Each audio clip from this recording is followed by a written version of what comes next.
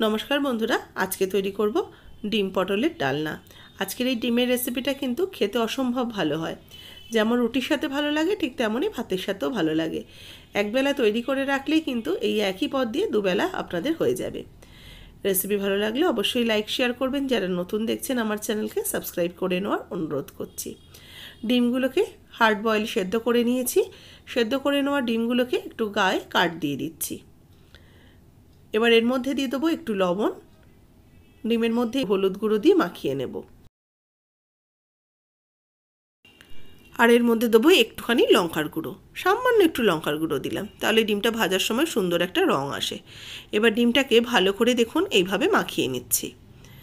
ডিমের মধ্যে লবণ আর হলুদটা এই কাঠগুলোর মধ্যে ভালো করে একটুখানি ঢুকিয়ে দেব, যাতে ডিমের মধ্যে এই স্বাদগুলো চলে আসে। এখানে আমি আলু আর পটল কেটে নিয়েছি। পটলগুলোকে যেহেতু আমি লম্বা লম্বা করে রেখেছি, আলুগুলোকেও লম্বা লম্বা করে কেটে নিয়েছি। পটলগুলোকে গায়ে একটা সুন্দরভাবে পাতার মতো করে কাট দিয়ে নিয়েছি, আর আলুগুলো ঠিক এরকমভাবে লম্বা করে কেটে নিয়েছি। এবার একটা মশলা করব। মিক্সিং জারের মধ্যে পেঁয়াজ, রসুন আর নেব আদা।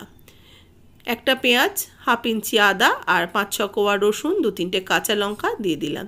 এর সাথে একটা টমেটো কেটে দিয়ে দিচ্ছি। এবার এই সমস্ত কিছুকে একসাথে ভালো করে মিক্সিতে একটা পেস্ট করে নেব।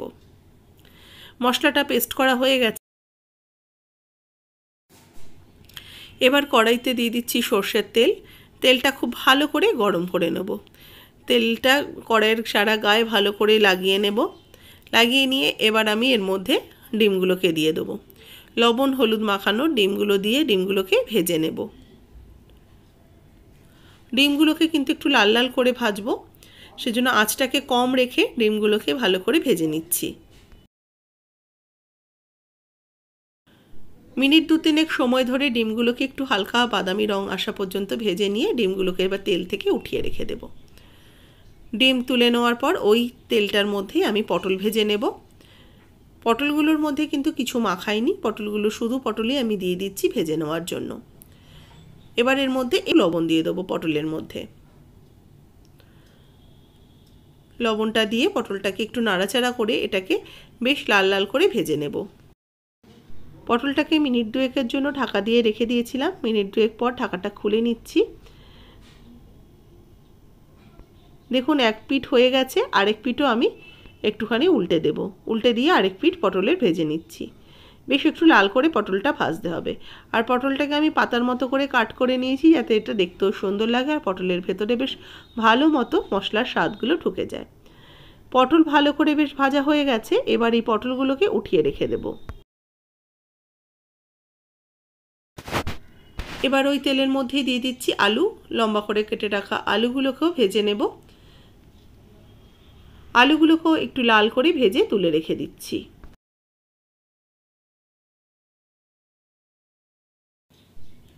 আলুটাকে তুলে রেখে দিয়ে কড়াইটা এবার একটু পরিষ্কার করে নিয়ে আবারও 2 চামচের মতো তেল দিয়ে দিলাম। তেল দিয়ে তার মধ্যে ফোড়ন দিয়ে দেবো।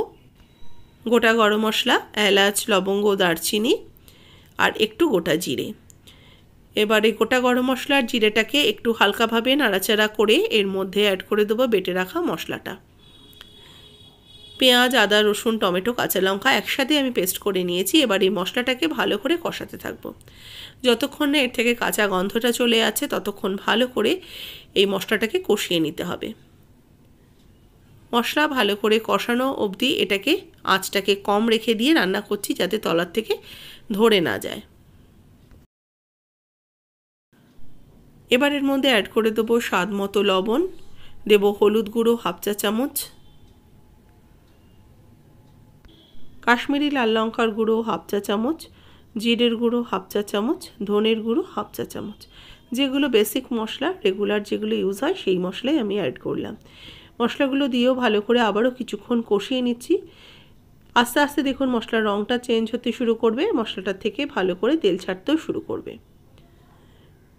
মশলা কিন্তু ভালো করে ভাজা ভাজা হয়ে গেছে, তেলটাও সেপারেট হতে শুরু করেছে আর এই মশলার রঙটাও কিন্তু একদমই চেঞ্জ হয়ে গেছে। এবার ভেজে রাখা পটলগুলো আর আলু একসাথে অ্যাড করে দেব। আলু আর পটলগুলো দিয়ে মশলার সাথে ভালো করে মিশিয়ে নিয়ে আবারও কিছুক্ষণ কষিয়ে নেব। ভালো করে পটল আর আলুটাকে মশলার সাথে মিশিয়ে নিচ্ছি। সামান্য একটু জল অ্যাড করেছি যাতে খুব সুন্দরভাবে মশলার সাথে মেশানো যায়। আলু আর পটলটাকে মশলার সাথে ভালো করে মিশিয়ে নিয়ে এবার একদম ঢাকা চাপা দিয়ে আঁচ কমিয়ে রেখে একটু দমে কষাতে দেব, যাতে সমস্ত সবজিগুলো নরম হয়ে যায় আর মশলাটাও ভালো করে তেল ছাড়তে শুরু করে।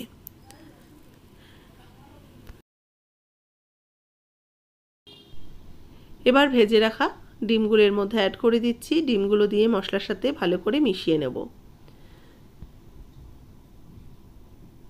ডিম, আলু, পটল একসাথে ভালো করে মশলার সাথে মিশিয়ে নিয়ে আবারও একটু কষিয়ে নিচ্ছি। মশলা যত ভালো করে কষানো হবে রান্নার স্বাদও কিন্তু ততটাই ভালো হবে। এবার সামান্য একটু চিনি দিলাম, 2-4 দানা, একদম সামান্য। এবার ভালো করে একটু মিক্সড করে নিয়ে চিনিটাকে দিয়ে দিচ্ছি অল্প একটু জল। জল দিয়ে ভালো করে এটাকে মিশিয়ে নেব। মিশিয়ে নিয়ে এবার এটাকে ফুটতে দেব। আলু, পটল, জল একসাথে ভালো করে মিশিয়ে নিয়ে ঝোলটাকে এবার ফুটতে দেব।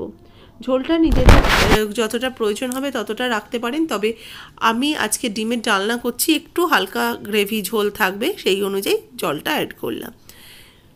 এবার এটা ফুটতে দেব। 2-4টে চেরা কাঁচা লঙ্কা অ্যাড করে দিচ্ছি গোটা, দিয়ে ভালো করে ঢাকা চাপা দিয়ে এটাকে নাড়াচাড়া করে ফুটতে দেব। মিনিট 3-4 ভালো করে হাই হিটে ঝোলটাকে ফুটিয়ে নিয়েছি। ঝোল ভালো করে ফুটে উঠেছে। এবার নামানোর আগে একটু শাহি গরম মশলার গুঁড়ো ওপর থেকে ছড়িয়ে দিয়ে নামিয়ে পরিবেশন করব। শাহি গরম মশলা দিয়ে একটু মিক্সড করে নিয়ে স্ট্যান্ডিং টাইমে কিছুক্ষণ রাখার পর এটাকে নামিয়ে সার্ভ করে নিচ্ছি। তৈরি হয়ে গেছে পটল ডিমের ডালনা। এইভাবে তৈরি করে নিতে পারেন। একবেলা রান্না করলেই কিন্তু দুবেলা আপনাদের হয়ে যাবে, কারণ এটা রুটি ভাত দুইয়ের সাথেই বেশ ভালো লাগে।